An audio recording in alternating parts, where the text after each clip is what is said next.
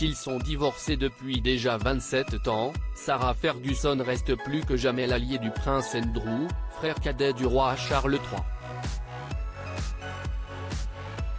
Alors qu'elle assurait la promo de son deuxième roman, A Most Intriguing Lady, sur le plateau de l'émission Good Morning Britain, ce jeudi 20 avril sur la chaîne britannique ITV, la duchesse d'York a de nouveau pris sa défense. Son ancienne compagne et mère de ses deux filles, les princesses Béatrice et Eugénie, l'a effectivement décrit comme un homme bon et gentil et un très bon grand-père pour leurs petits-enfants, la petite Sienna Elizabeth Mapelimosi, fille de leur aîné, et le petit Auguste Philip Brooksbank, fils de leur cadette. Le duc et la duchesse d'York auront d'ailleurs prochainement un descendant de plus à choyer puisque la princesse Eugénie a annoncé, en janvier 2023, être de nouveau enceinte. Je pense que les projecteurs doivent se détourner de lui et le laisser reconstruire sa vie, a rajouté Sarah Ferguson, toujours à propos du prince Andrew. Retiré de ses fonctions publiques officielles à la suite de son implication dans l'affaire Jeffrey Epstein, le fils préféré de la défunte reine Elisabeth II a de toute façon l'obligation de se faire discret depuis l'échec de son interview télévisée avec BBC Newsnight.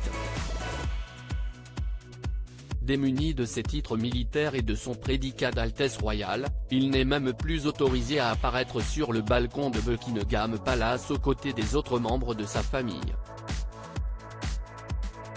Sarah Ferguson et le prince Andrew, une histoire d'amour singulière. Le beurre et l'argent du beurre. En tant que frère du roi Charles III, Andrew demeure en revanche invité au couronnement de celui-ci, le 6 mai prochain à Londres, un événement auquel ne participera pas Sarah Ferguson.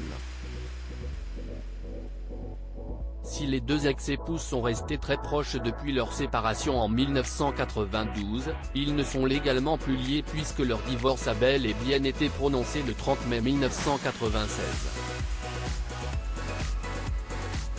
Si est-ce un événement d'État, et en tant que divorcé, je ne pense pas que l'on puisse avoir le beurre et l'argent du beurre, a déclaré la duchesse d'York lors de son passage sur le plateau de Good Morning Britain, bien consciente qu'il s'agit là d'une question de protocole tout en assurant qu'elle aime être divorcée de son ex-mari.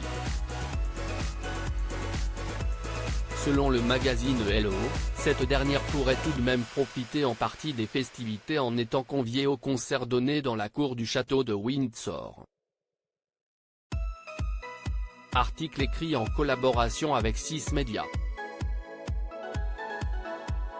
Crédit photo, capture d'écran Twitter @gmb.